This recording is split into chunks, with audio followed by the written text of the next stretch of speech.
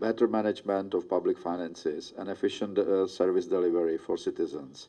All of these are difficult, complex, but nonetheless highly necessary undertakings.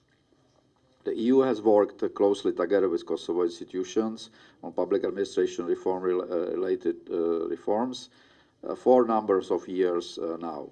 In 2019, we welcomed the first results, among them two important laws, the law on organization and functioning of state administration and independent agencies, and the law on public officials. This was a major milestone. Important principles of modern public administration are now anchored in the rule of law.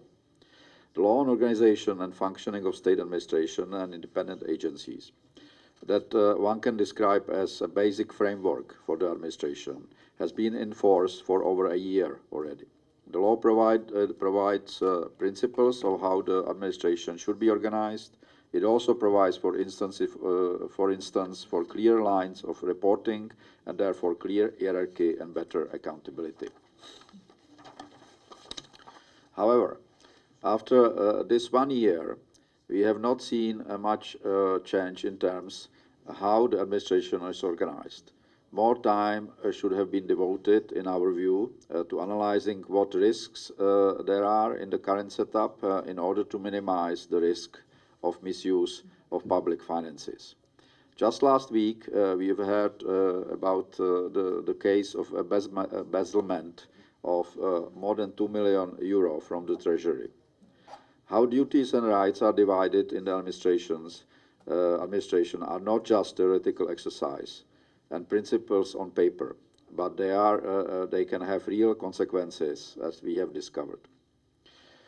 The law also enables the administration to establish interinstitutional collaboration through service agreements. The ministries can organize the provision of support services, for example, IT or property management, in a form of shared services between ministries or ministries and agencies.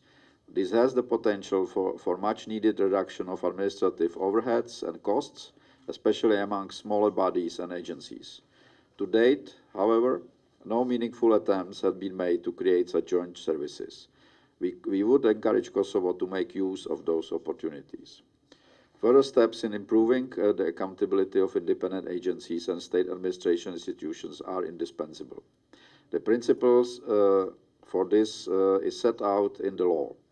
The government needs to continue implementing the action plan for the rationalization of agencies in collaboration with all stakeholders.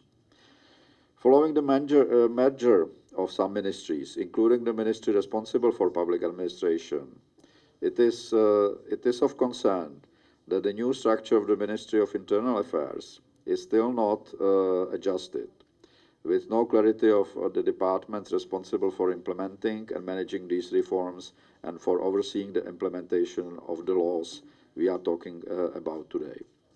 Almost 4 months after the law on public officials entered into force, the Central Department for Management of Public Officials has still not been officially established. As this law sets out that this is the department in charge of the state administration recruitments, one can wonder how any recruitments in this context can take place. We need to see less political influence on recruitments of or senior civil servants, and the full respect for the principle of merit-based recruitment, promotion, and dismissal. And we need to really focus on this to gain the trust of citizens.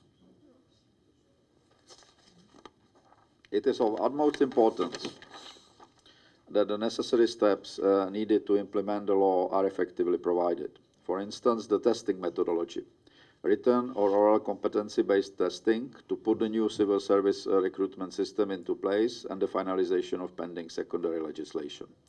In this regard, it is welcome that the Assembly has appointed the members of the Independent Civil Service Oversight Board, the autonomous appeal body tasked with ensuring compliance with applicable civil service legislation, which has not been functional for over a year and a half.